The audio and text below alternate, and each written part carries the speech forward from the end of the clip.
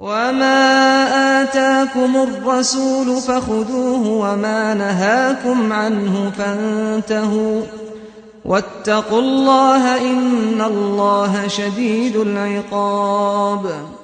الحمد لله رب العالمين والصلاة والسلام على أشرف الأنبياء والمرسلين أما بعد. ثم قال البخاري رحمه الله حدثنا قتيبة قال حدثنا الليث عن نافع أن ابن عمر أراد الحج. حضرت نافع کہتے ہیں کہ ابن عمر رضی اللہ عنہ نے حج کا ارادہ فرمایا. عام نزل الحجاج بابن زبیر، اس سال جس سال حجاج نے پڑاؤ ڈالا تھا ابن زبیر کے مقابلے میں. حضرت ابن زبیر مکہ مکرمہ کے انہوں نے خلافت کا اعلان کیا ہوا تھا اور حجاج مقابلے کے لیے آیا تھا، اس کے ساتھ زیادہ بڑا لشکر تھا. تو حجاج نے پڑاؤ ڈالا، نزل اترا حجاج ابن زبیر کے لیے. فقیل لہ، تو حضرت ابن عمر سے کہا گیا ان الناس کائن بینہم قتال، لوگوں کے درمیان قتال ہونے والا ہے حجاج اور ابن زبیر کے درمیان. وَإِنَّا نَخَافُ أَن يَصُدُّوكَ، ہمیں ڈر ہے کہ وہ آپ کو روک دیں گے. حضرت ابن عمر کا جو ہے وہ ارادہ تھا، تو انہوں نے کہا کہ آپ نہ جائیں، وہ آپ کو روک دیں گے.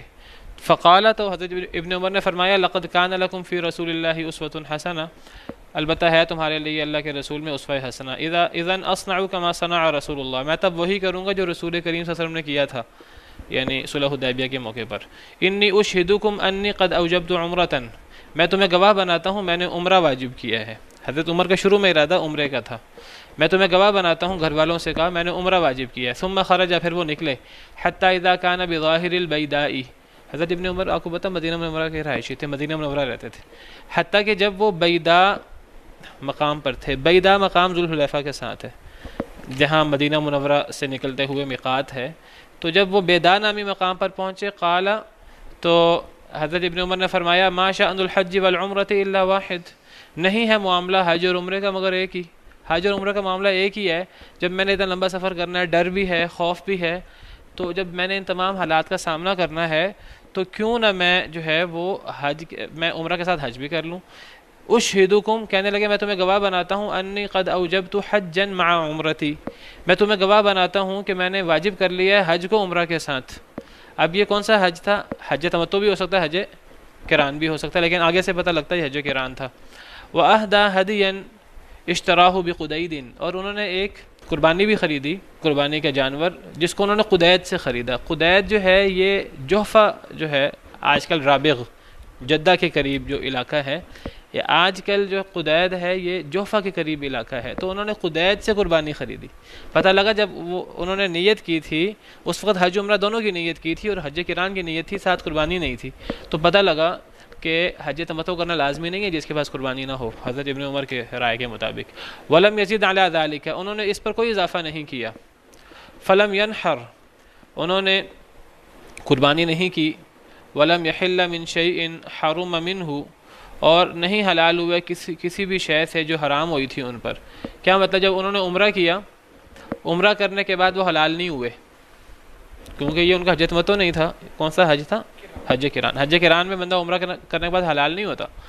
نہیں حلال ہوئے کسی شے سے جو ان پر حرام ہوئی تھی، اس سے حلال نہیں ہوئے یعنی عمرہ کرنے کے بعد. ولم یحلق، نہ انہوں نے سر مڑوایا. ولم یقصر، نہ بال کٹوائے کیونکہ حج قران تھا. حتیٰ کان یوم النحر، حتیٰ کہ جب عید کا دن آ گیا، 10 ذی الحجہ کا دن آ گیا. فنحر، تب انہوں نے قربانی بھی کی جو قربانی خریدی تھی قدید سے. وحلق، اور سر بھی منڈوایا. تو گویا کہ حج قران تھا ان کا. ورعا، اور انہوں نے سمجھا ان قد قضا طواف الحج والعمرۃ بطوافہ الاول، کہ تحقیق وہ پورا کر چکے ہیں حج اور عمرہ کے طواف کو پہلے طواف سے. یہاں طواف سے مراد صحیح ہے. اور جب یعنی گویا کہ جب انہوں نے عمرہ کیا، عمرہ کرنے اس میں انہوں نے طواف بھی کیا اور اس میں انہوں نے سعی بھی کی، دونوں کی. پھر وہ حلال نہیں ہوئے کیونکہ حج تمتع نہیں تھا، حج قران تھا، حلال نہیں ہوئے. پھر 10 تاریخ کو انہوں نے قربانی بھی کی اور 10 تاریخ کو سر بھی منڈوایا. اور پھر انہوں نے گمان کیا کہ وہ جو پہلے انہوں نے سعی کی تھی وہی سعی کافی ہے. وقال ابن عمر، اور ابن عمر نے کہا کذالک فعل رسول اللہ صلی اللہ علیہ وسلم، اسی طرح نبی صلی اللہ علیہ وسلم نے بھی کیا تھا. گویا کہ نبی کریم صلی اللہ علیہ وسلم نے بھی جب حج کیا تھا، حج قران، تو نبی کریم صلی اللہ علیہ وسلم نے اس میں وہ جو طواف کے ساتھ سعی کی تھی پہلے طواف کے ساتھ، تو آپ نے 10 طریق کو صرف طواف افاضہ کیا تھا، تب آپ نے طواف کے ساتھ سعی نہیں کی تھی۔